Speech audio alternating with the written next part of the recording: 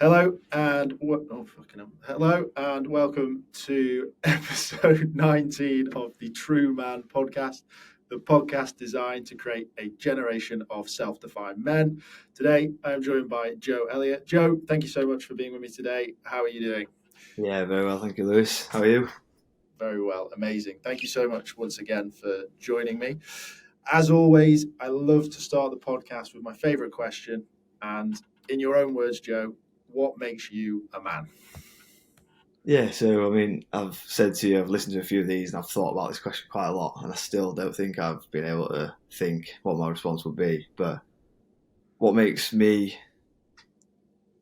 the man that I am is probably my whole background, really, from relationships to that encompasses, relationships and actual friendships, everything, family, and just the whole upbringing of values and things like that. It's a difficult question to encompass in a single answer, isn't it? Which I think everybody has said the same thing too, which is why you've got that smile on your face and you love saying it. I just love it. I think it's a great question because you get so many differing answers with the same sort of undertone, and I just think it's a tough question. Makes you think. It gets us into the conversation a little bit more deeper, and there's some nice points there to sort of talk about. And I think it's a question that we should all be asking ourselves as men regularly because it's a changing world, and I think it's Yeah. important to think about. But let's just delve into it because I think there's some great little things in there. So where do you want to start? Do you want to start with upbringing? Do you want to start with relationships? What's sort of the topic you want to delve into Um, first? yeah, we'll go right to the start, I guess. Little Joe, yes, love it. Little Joe, well, as opposed to the big Joe that I am now, of course. Of course, Big Joe. Yeah. So I think what made me from my upbringing is like the values I was taught growing up, the way in which other people are treated. I think that's what makes me the person I am and what has led to the my career and the characteristics I have of myself. So I was lucky to be raised in a family that was very comfortable, and I was I had a great upbringing, very fortunate, and that has enabled me to do so many things that I've been able to build on a solid foundation. Whereas obviously I understand, having met people from across the whole range of demographics, that it's not always the case, and especially going to university, after university, the different experiences, I've always known I've had that foundation, and that is probably has made me myself. Awesome. So, in regards to into that foundation, what would you say is the key sort of blocks to that? What has given you that confidence to sort of continue on in the world? What are your key areas of that So foundation? I'd say family always been my key cornerstone. Had a tight family growing up. I've got my parents are still together, and I've just got one younger sister, so as four, really close. And then extended family, always had the support there, and I think that's what always allowed. I could have said absolutely anything that I ever wanted to do to my parents. I've had some ideas, not matching yours, but similarly sort of random at times, where I've just gone off and said, "Oh, mum, dad, I want to do this," and absolutely, yeah, we're behind you, do that. And then the next day, actually, don't think that is what I want to do. Oh well, yeah, no problem. We'll support you in doing that as well. And I think that's allowed me to make mistakes and allowed me to learn. And I think that is key to anybody being allowed to develop properly. Yeah, I think failure is one of the greatest things that anyone can do. I am an expert at failing. It is my it's got to go on the CV at some point, most definitely. So, in regards to yourself and that family dynamic, what do you or what have you taken from that to bring forward into your life now, and potentially what would you pass on into your sort of future children, or what would you suggest to people sort of listening to this as something to consider as part of that?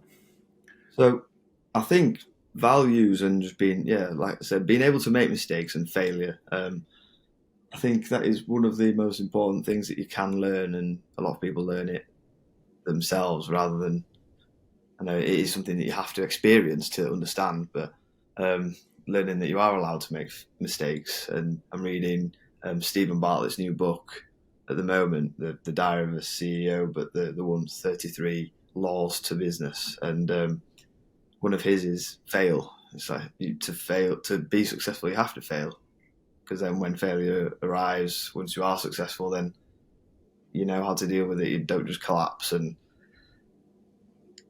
as a parent, future parent, and not parent yet, I think passing on to kids that they can make mistakes, and as long as the values are there, I think making mistakes is a positive thing, because that is how you really come across different aspects of life. And you might make a mistake in one thing, but then actually something that might have been a mistake leads you down a different path, and you never look back. Yeah, definitely. I think mistakes aren't always harsh, and they're not always like the end of the world. They're just a case of, that wasn't right for me. A mistake isn't a bad thing or a negative thing. It's just a case of, this happened and it didn't work for me, so I'm gonna change course. So from everything you've been saying, it seems like you've got a very loving, stable, great sort of family dynamic. When it sort of transferred into school, how did you deal with school? What were the sort of challenges? What were the highlights? How was things on that side of things?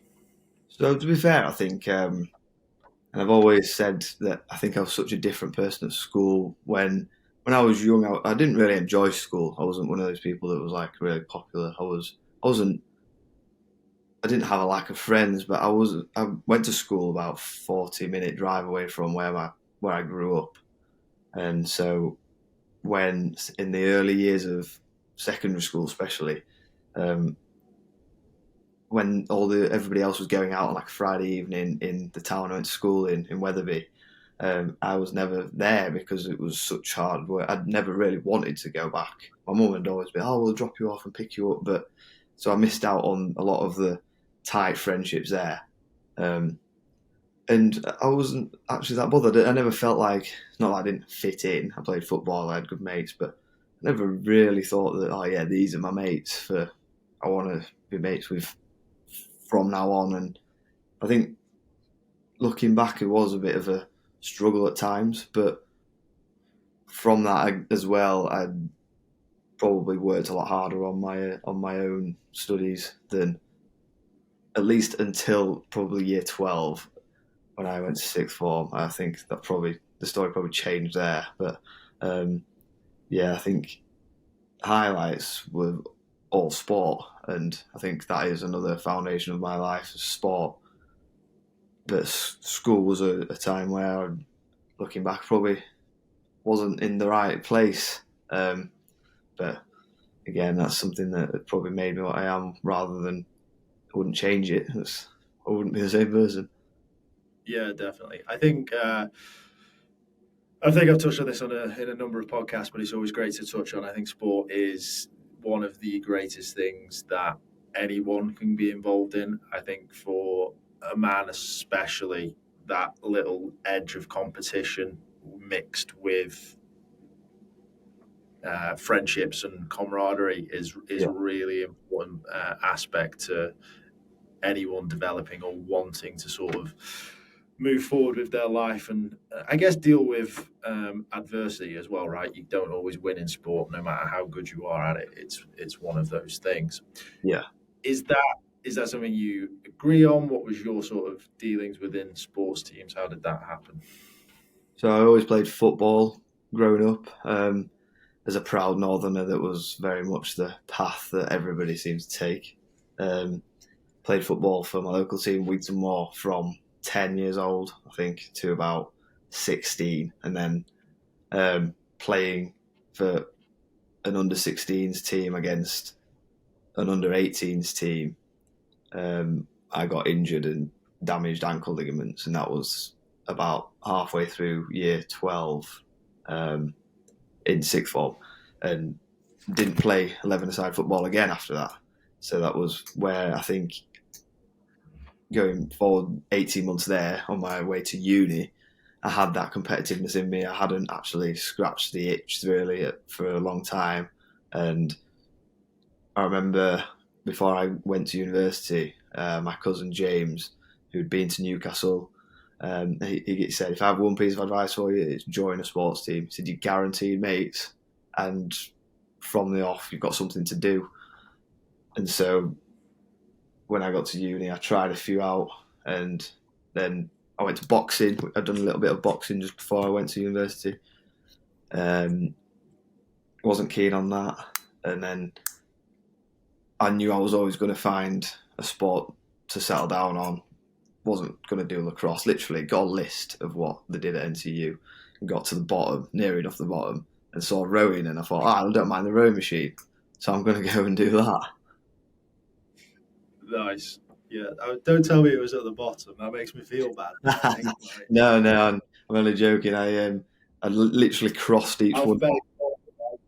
Yeah, I just didn't have a reason not to go to rowing. And then the little Joe that was probably, I'd like to think, a very different person to what I am now, rocked up to this taster session and saw a bunch of people, including Lewis Hackney. I was like, oh, here we go.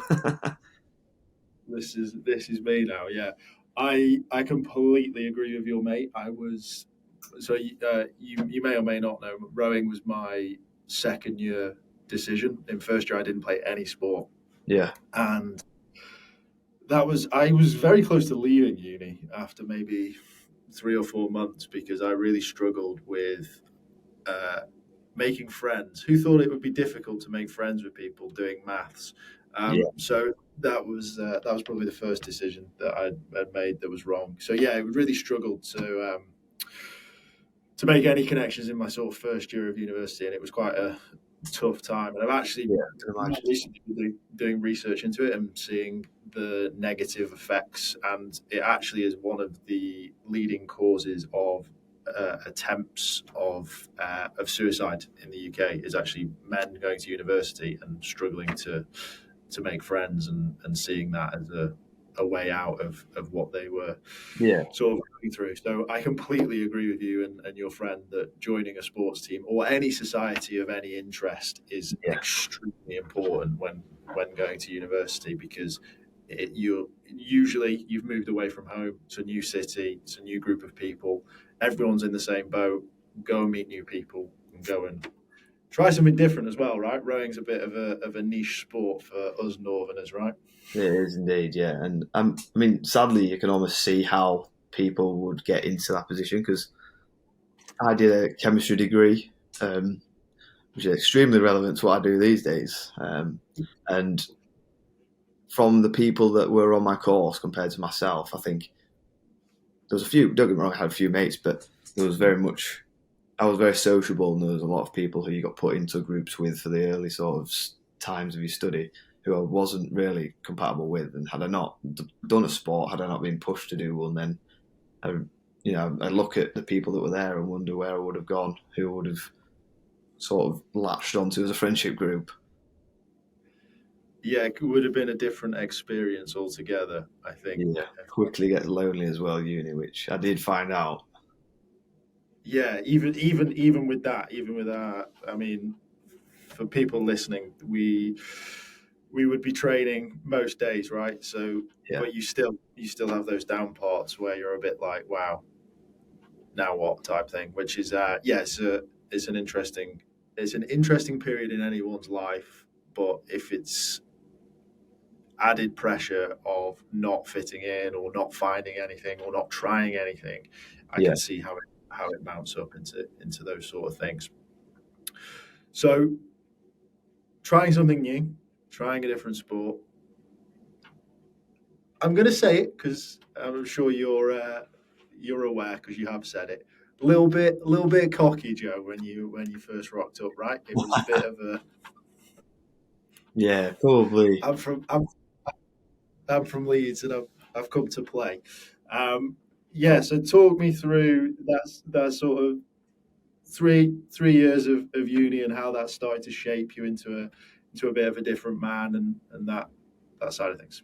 Yeah. So one of the key things that did shape me, I think, rowing is one of the things that changed my life like very few other things have. And like you say, I was a very different person then. I think obviously I was 18. I was probably quite a raw 18-year-old. I'd always lived at home and gone to the same school my entire education. And then, yeah, went to university. And within 3 months, I had my granddad suddenly passing away, and I was really close to him. So this is November in my first year, and that's another key thing that changed me really, because I woke up one Wednesday morning to 19 missed calls or something. I was told one of my mates at uni, who was also a mate from Leeds, and knocking on my window, "Joe, you need to answer your phone."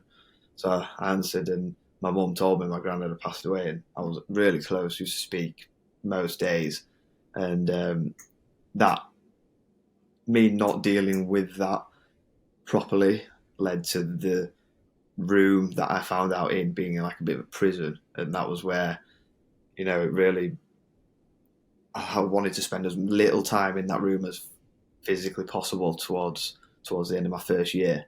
As you can imagine, just a classic little single bed in a hall of a flat of 6 people, the absolute classic.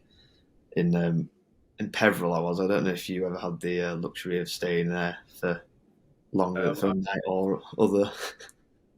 I'm well aware. Yeah, no, I was a little bit more. I was late going to uni, so I didn't have a choice of my halls that you want. So Yeah, it's but yeah, yes, that was what directly sort of steered me towards having to probably socialise more. And then at uni, my first year, I got a job at the Students' Union. So along with a chemistry degree and rowing, obviously novice year wasn't as intense. I also had a part-time job at the Students' Union. So that was the start of what turned into an absolute chaotic time at university, where there's not enough hours in the day to be doing those 2 things. I can tell you from experience. no, yeah, I can imagine it wasn't super easy. You mentioned that you didn't deal with it accordingly. Is that how you dealt with it? Just do more stuff? Is that what you mean by that? Yeah, pretty much. And because I think I was the only family member at that point who wasn't in Leeds. I obviously went home, spent a few days at home. Immediate after maybe 3 days, 4 days, went back to university, and especially in terms of my course. So look, on the actual day it happened, I managed to miss out on the initiations, which I'm sure you'd had something to do with, and I missed out on an absolute treat. Yeah, they would have been 100% within university guidelines. Yeah, I heard there were, so that is good to know. But Yeah. yeah, I didn't attend those. A week later, say, give or take, returned to uni, but I hadn't really told anybody, and I wasn't really interested in telling everybody, and I've never been the most open person about that sort of thing. Classic sort of man not talking about what probably should have done. Again, went to the funeral, but once I was back in Nottingham, I could switch off from that, essentially. Then, so this is November that happened, and then in December, obviously home for Christmas. Returning to home for a period of time, really sort of, that's where it drove home. Obviously, Christmas Day, having family, that's where it started to click in my head. Yeah, this is actually something you've ignored. But again, back to university, come January, back to studying, and it was just becoming a bit of a cycle of, I think I knew I didn't give myself a chance to grieve, which then just, along with exhausting myself from doing so much, was pushing me down into just not a depression as such, but where I knew that I had things to deal with and I just wasn't dealing with them well. It had to end somewhere, or it had to sort of be dealt with. So you're obviously talking about the impact that had on you, and how this, I imagine, with him being such a key role model for yourself, that it was escalated and was a little bit further along. So do you want to just sort of explain how more difficult it was with the fact that your granddad was a bigger role model for yourself? Yeah, so it was always the person that I went to for any certain problems, and when those problems arose, then he wasn't there anymore. And turning to other people isn't always as easy when you can't take what you would have gone to with one person to someone else. That would have subconsciously, I think, even something that's positive. Oh, I'm looking forward to telling my granddad, and then the next time that happens, you relate something straight back to him. Watching Formula One, for example, used to watch that all the time, and I'd always speak to my granddad about it. There'd be something interesting happen, and as much as I can speak to my mum or whoever else is interested about it, he was always at the back of my mind. Oh, I'd love that. Oh, I'd love talking about that. I'd have had something to say, and really difficult when you can't just change the person who helps you with those things. It doesn't work like that at all, does it?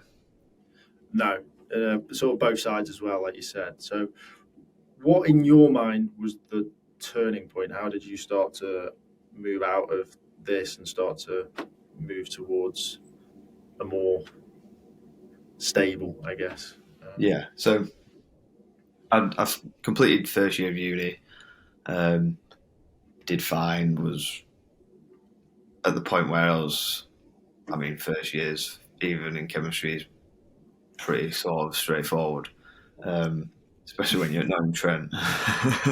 And went home and ended up saying to my mum that I wanted like therapy to deal with the bereavement. It was something that is, at the time, I think, podcasts like this obviously great at trying to dispel the myth, but it was quite a stigmatized thing of therapy if you're depressed but bereavement therapy was something I'd read about a little bit, and it really helped me talk through and funnily enough, as I say that, I've realised in the past that I can't remember a single thing about any of the therapy sessions. It's almost like your brain has repressed them, but it's taken on an issue, and that issue hopefully has been solved, and then I'd like to think that then you've moved on, and I can't remember anything about the therapist other than it was in Horsforth in Leeds, which is very peculiar because I usually have a great memory for things like that. Yeah. Well, like you say, it's always like it's done its job, or you were hypnotised, one of the two.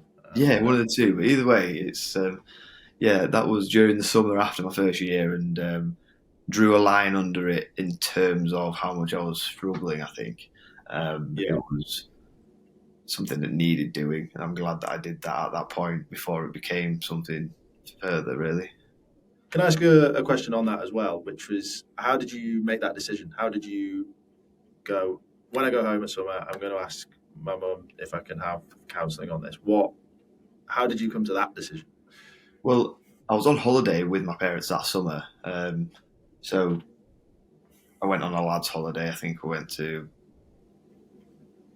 Iron Apple, maybe, something classic. Then went home. Oh no, then went straight from there. I think whichever holiday I was on, flew to a family holiday, and I just wasn't right. And I knew at the time in myself, obviously it took a bit of accepting, but I knew I wasn't right. Wasn't chatty. I didn't want to do. Me and my dad used to go off and just walk for miles talking absolute bollocks, and I just wasn't interested in doing any of that. My dad would be like, "Come on, let's go have a kick about with a beach ball or something." And I just wasn't interested. And he said to me, "What's wrong?" One day I was like, "What is up with you?" And that's when I actually had forced into thinking about it, forced into maybe, what is this? And thought through it a bit. But prior to that, it was probably denial that anything was wrong. And I think that's probably not a rare thing to experience. No, I don't think it is at all. I think you almost take it on yourself, or want to put it away, or don't want to deal with it, or feel that you need to just carry on and just, yeah. I think bereavement's a really interesting space for a lot of people because it happens, right? It's not an unnatural thing to happen to someone, especially an older relative. So to feel you sort of almost taught that it's okay, you just feel bad, and then over time this will pass, and that you get used to the person not being there and these sort of things. But there are other nuances that people sort of forget or misplace, and I think it's a really, really important part to consider, especially when it comes to mental health and further development and just allowing yourself to be your best version of yourself, right? I think it's something that's overseen as just society, people die type thing. So And part of my sort of fortunate upbringing was that I hadn't experienced something like that. I mean, I lost my other granddad when I was probably too young to understand. So I had a good 10 years of my life from 7 through to 19, 18. And I know that's 11 years. But there was no dramatic bereavement during that time, which isn't the case for many people. And I was fortunate in a way that I still had my granddad, who was the pillar of my family, that we were close to there. My mum's dad, and every Christmas he'd be there. He was always reliable granddad and leader of the family, and it hit everybody hard because it was the first loss in that side of the family. And not being used to bereavement, no one can get used to it, but the very first experience was a heavy one, and just not dealing with it well all just contributed to this ball that was running faster down the hill. And I think that is what happens, isn't it? It spirals, it snowballs, and if you don't catch it, then you're up shit creek, I think. Yeah, no, and I think like the other thing as well is like everyone deals with things in different ways, and it might be reason A that you start spiraling, and reason A might happen to you, and you're just like, cool. And it's what triggers that and what's different for each people is really important to understand as other people in the world. Is like, I can deal with A, but if B happens to me, then I'm up shit creek. But if B happened to you, you might be like, that's fine, no dramas. But A to you was the trigger. And I think that's also something to really consider as individuals that sort of deal with people, and you just don't know what triggers people, and it's important that you treat people in a way that is accepting and that you allow them to go through their shit and their problems no matter what caused them. It's an irrelevance to you essentially. Yeah, exactly. Not being able to, you have to be able to deal with your own issues is something that I think I've learned from that, and no one else is going to wipe your ass at the end of the day. Something happens to you, if you deal with it, or no one else, that's, no one else can do it for you. Yeah, definitely. And I guess my sort of next question is, what would you suggest to little Joe or to someone else that might find themselves in that position? Because from your story, it happened in November, right? And it took you all the way to June, July, and a kick up the arse from your dad to say what's wrong, and then that started the cogs turning. Yeah. Not everyone's in that fortunate position. Not everyone is going to get that kick up the arse. So what would your suggestion be to Joe in November, or someone else that might find themselves in that situation in the future or now potentially? I think it's a £1 million question of how you deal with bereavement, isn't it? And looking back, I don't know what directly I would have done wrong, but being able to have, if there was a method of dealing with something like that, then that would be incredible for the entire world, wouldn't it? And I think everyone has their own ways of dealing with things, and some people might be more calculated with what they do. Some people these days, you'd like to hope that it's more of people have self-care, and I think I was, as an 18-year-old who didn't have a clue what he was doing, there's no element of self-care in my life at that point. It was very much whatever's going on, get involved, and I think that's probably part of what contributed to my downfall. So that sort of thing, easy to say now, but I can, having grown up and hopefully matured a little bit, then I can look back every now and again and I think, where am I going here? What do I need to do for myself? It's easily looked past in day-to-day life of just not doing anything myself. I'm grinding on the 9 to 5, Monday to Friday. I go out and get pissed Thursday, Friday, Saturday night, and then I'm hungover Sunday, ready for work on Monday. What are you doing for yourself, though? That's the way that I think you stop those sort of spirals.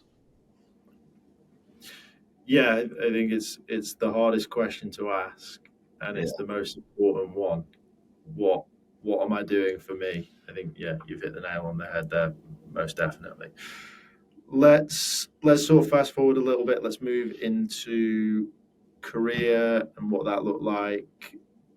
I guess the big thing is chemistry, right? Not exactly vocational, doesn't lead into your typical careers. So what was that sort of junction like at the end of uni? A bit of a dead end in terms of a junction, I think, for me. Turned down a cul-de-sac in first year, and it was a long one. Found the end of it at the end of third year and thought, fuck's sake, no shit. Turned around and left uni with a holiday to Australia on the horizon, which I knew I was going to. So I got a part-time job for the rest of that year. December came, went away, came back in 2018, the year later, and not year, the following January, came back and then looked at a full-time job. Funnily enough, being down to where I used to work today with my girlfriend Phoebe, and was telling her about how I sort of fell into that role, and it was although it was nothing that I would ever have wanted to do for my career, the things that I learned at Zenith, which is a vehicle management company covering company cars, rentals, long-term hires, things like that. The customer service side just built me into probably so much more thick-skinned and being able to communicate in such a different way to before that. I was there for 2.5 years before I realised that it was just not me anymore. I was trying to learn how to develop the software that was on there instead of doing my actual job because it was that easy. And then fell into what my current job is. So initially joined DSEC as site supervisor, trained to be a site manager. We work on rail projects across the country. And that was just during COVID, after everybody had started to get bored of the furlough. September 2020, got picked up to go there, which is where I still am. But that was an eventful time leaving university and finding that dead end for me. Yeah, it's such I'm so torn because I also did I did a year and a bit in actual finance and then bit that off. But I think for me, and I think for you as well, it's university turned me into a completely different person. It was 4 years of growth. The degree was almost an irrelevant sort of byproduct of that. I mean, I didn't do amazingly well in my degree, but that's a story for another day. And the leaving university, that the boy that started that didn't make any friends for the first year to where I was at the end of it, head and shoulders completely different. If I'd have stayed stationary, I don't know what kind of man I'd have turned into, but it definitely would not be a man that is confident enough to sit in front of a screen and talk to other people about being a man in 2023. I know that for a fact.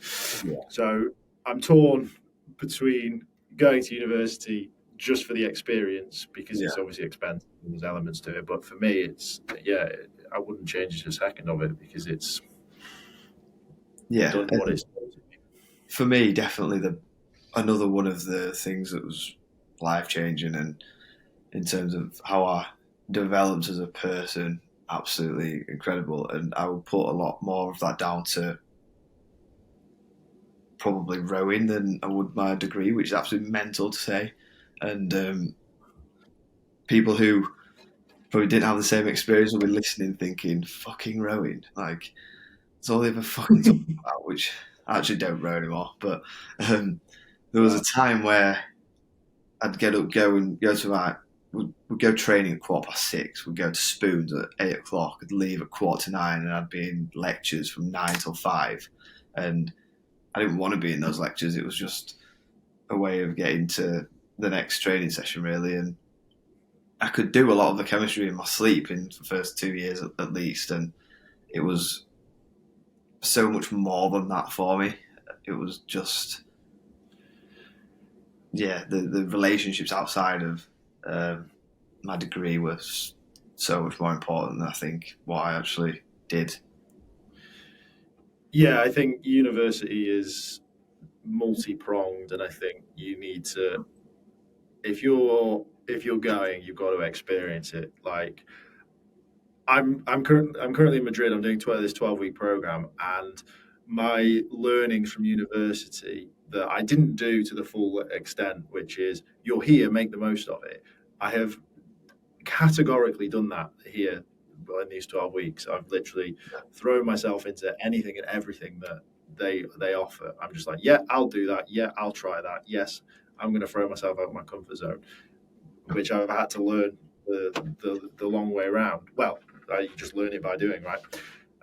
So yeah, I think it's an important aspect, is just do everything and anything that's available to you when you go, because you'll regret not doing things. And I regret not doing certain things in my first year. Yeah. But I'm also glad that I didn't, because I found rowing. Yeah, I also think. Yeah, it's whether we regret that sport decision or not. I think rowing brings a certain type of person together as well. You know, you saying you throw yourself heads into everything. You absolutely. That's always something I did, and I think if you look at the people who did row, there was almost a type of. If you look at degrees across the whole rowing community, you can probably put at least half of rowers into the STEM category of degree, which is mental, considering that the number of doctors that row is something I'll never be able to get my head around. But I always think there's something in that. It pulls people into pulls people in. It's almost an escape. And I think definitely for me, rowing was an escape. I could go and sit on a rowing machine for 45 minutes in a session or whatever we were doing, and for that 45 minutes wouldn't have to think about fucking organic chemistry and whatever the hell we're being taught by some raging alcoholic professor that day. Yeah, I get what you mean. It was almost so hard. It was just mind numbing, which is true. And I guess sort of moving on from the boring talk of rowing, I want to talk about like career, like, because for you, right? Let's be honest. This is the start of your career. This is very early. It might change again, and it might tweak again, and you might go and do something else. You're obviously enjoying what you're doing right now. Yeah. What was the pressure like at that stage? Because you said you fell into it, and I feel like that's usually what sort of happens. Is you'll do a degree, and you're like, I'll go and look at some jobs in that sector after 6 months or whatever. Was there any like realization or decision where you went, yeah, this is fine. I like doing what I'm doing. I don't really want to go and look over there.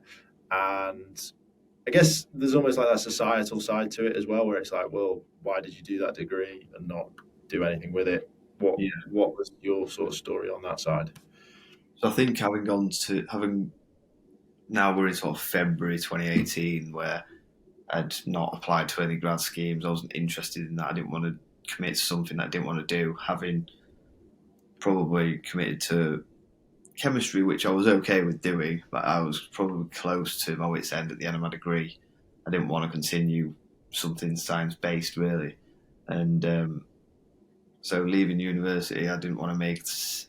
I wouldn't say chemistry was a mistake, but I knew I didn't want to make a mistake that had almost tempted me into. So that never was really an option. So then I looked locally at what was interesting, and strangely just sort of came across this advert which was for a new team. And so there was formal training, there was various trips that you go on in like a 6-week training period initially. And I thought, yeah, that looks, you can at least build a skill from whatever this is.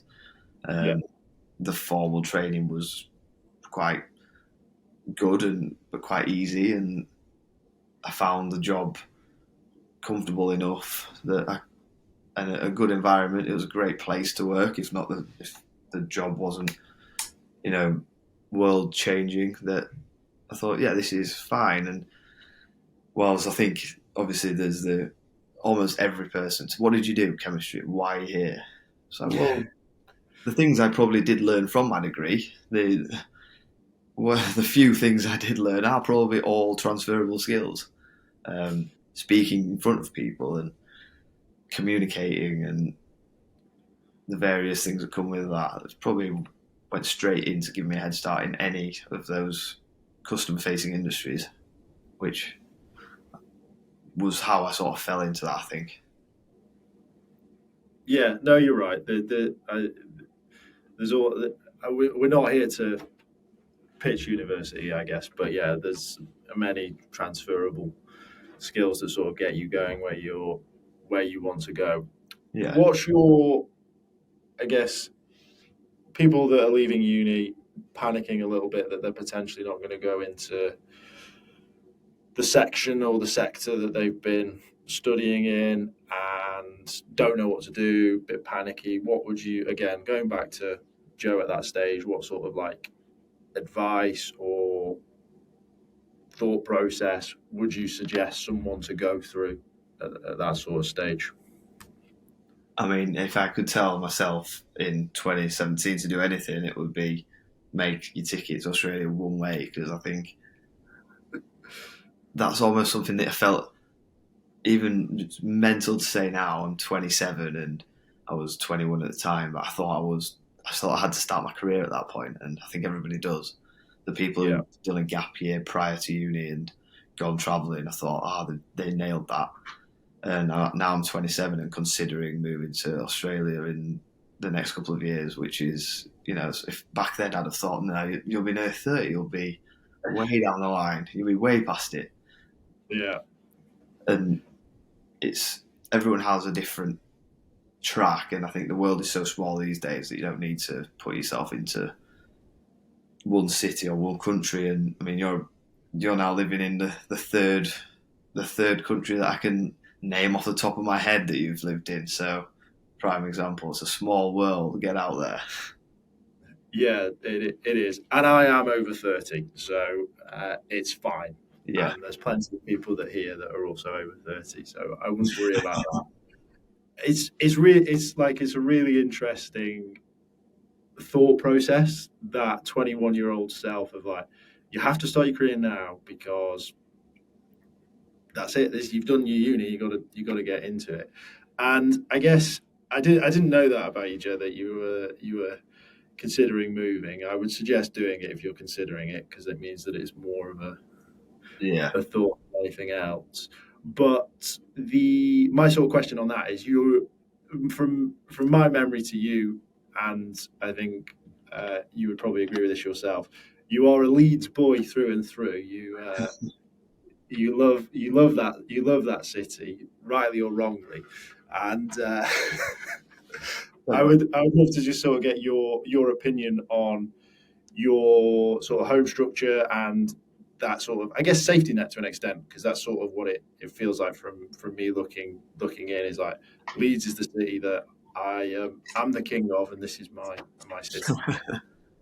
Yeah, I mean, it's various life experiences teach you that the world's a small place. And going back to that trip when I left uni and went to Australia, I went with my parents and my younger sister and family friends and two of their sons, the third of which had just moved out to Sydney.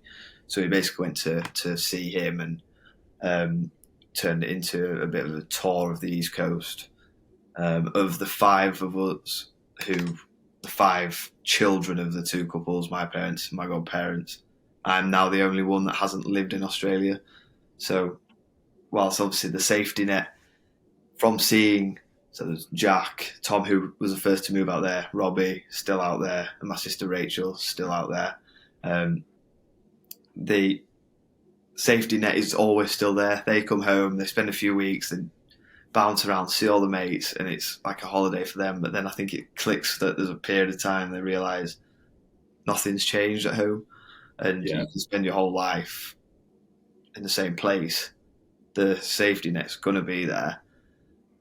Your friends are going to be there, obviously, as long as you make the effort to vaguely keep in touch. The family's still there, and you can catastrophize any potential disaster in your mind that you want, but at the end of the day, unless you're really lucky, it's not going to fucking happen, is it?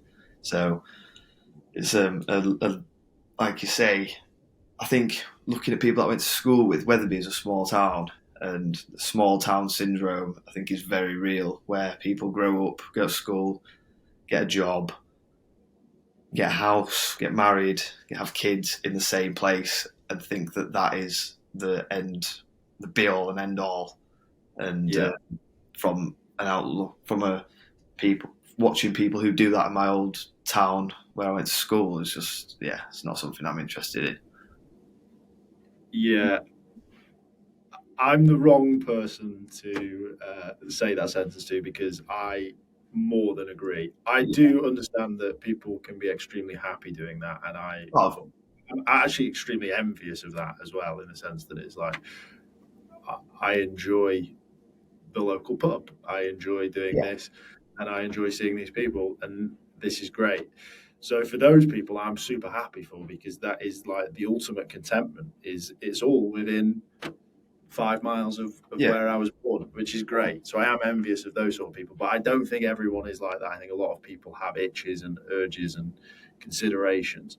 Definitely. And I personally can't stay still. I think it's the world is tiny. It is so connected these days. It is amazing, and it's great. And I think one of the things that really I always sort of use this as an example is like hundreds of years ago, people went to China, people went to India, and then they came back.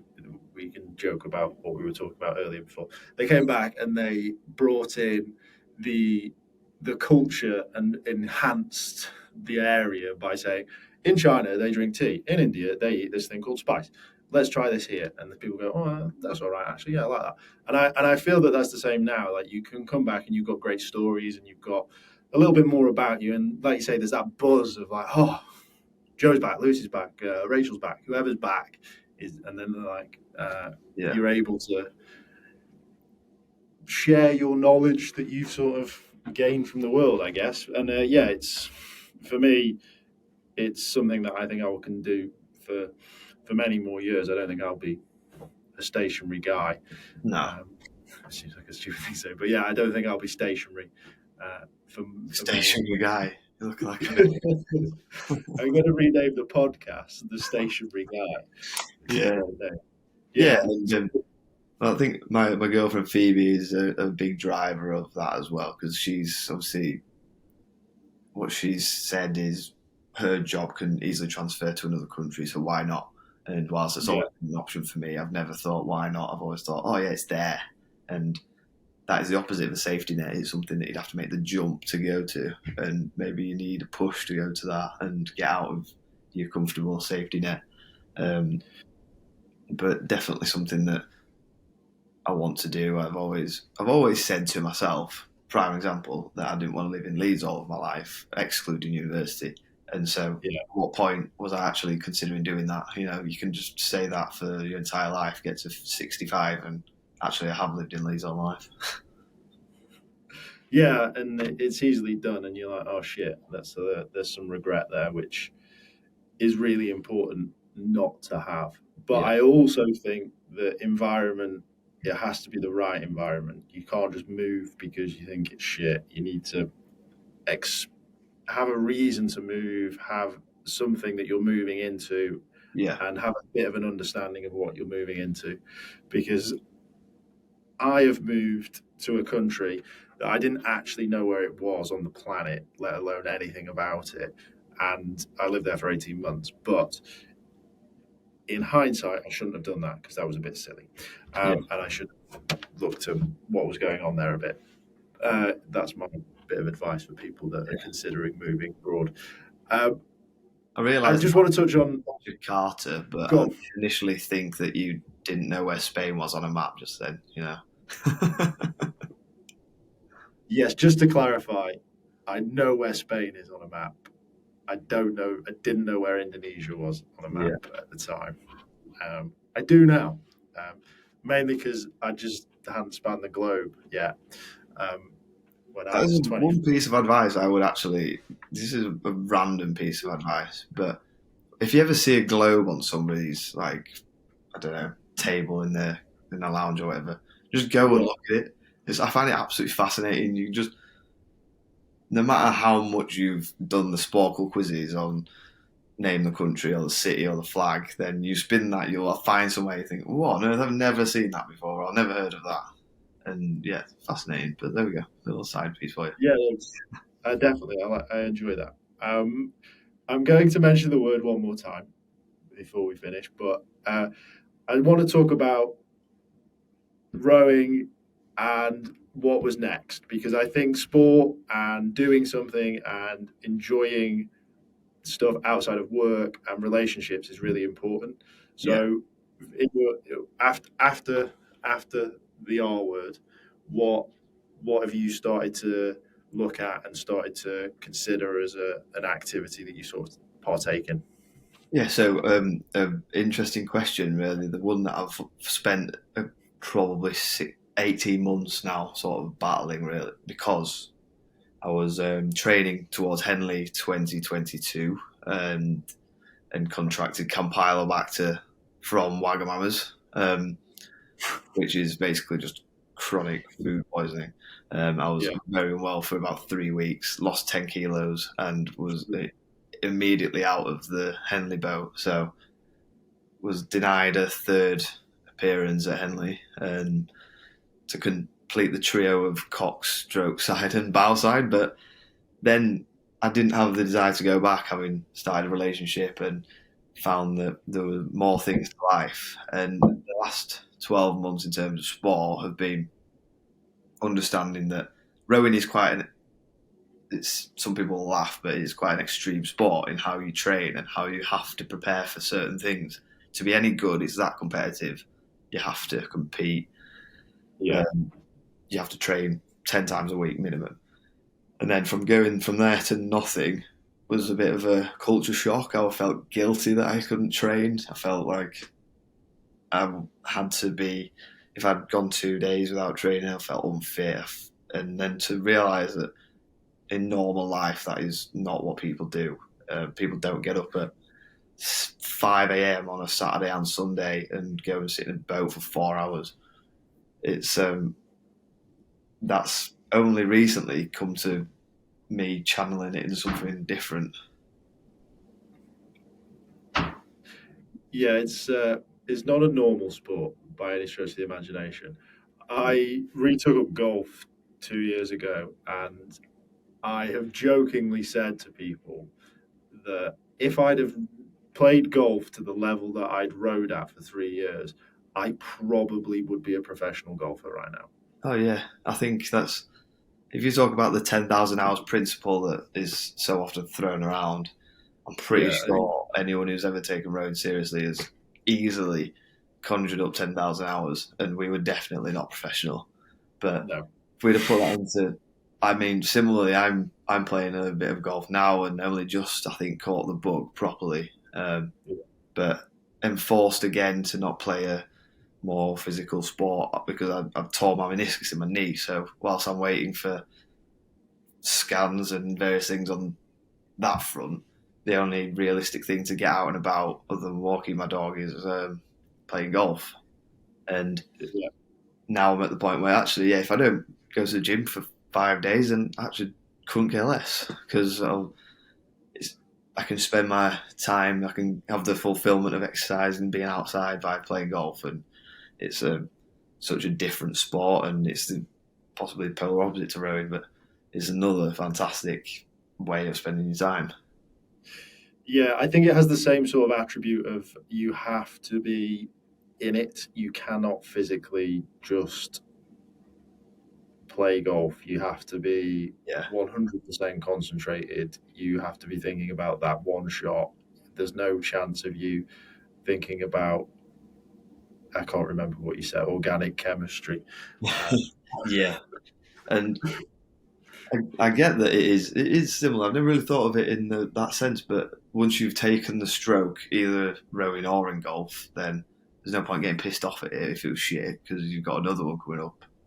Yeah, and thankfully it's a lot less strokes. But yeah, it's well, it depends how bad you are at golf. But yes, it's for me. I find that it's the same sort of release in the sense of it's a pure concentration sport, no matter what way you look at it. Thankfully, it's not physically as exerting, but it is very in the moment. It's very hard for thoughts to come in regards to anything else in life. I find it, and the fact that it's 4 hours is great, in my opinion. It should be longer. No, 4 hours is enough. Yeah, it depends who you ask, doesn't it? It does, yeah. I play with some slow people, and that annoys me. Yeah. But I've always been fast. Oh yeah, I'm sure, Lewis. I'm sure there's plenty of people at uni who are attested to that as well. I'm sure there is, yeah. I'm sure there's plenty of people that would agree that I was fast.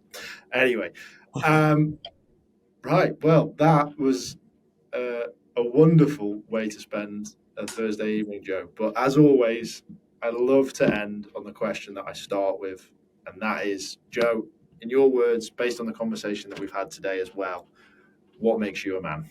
I think good values, family, and a willingness to learn in any sense.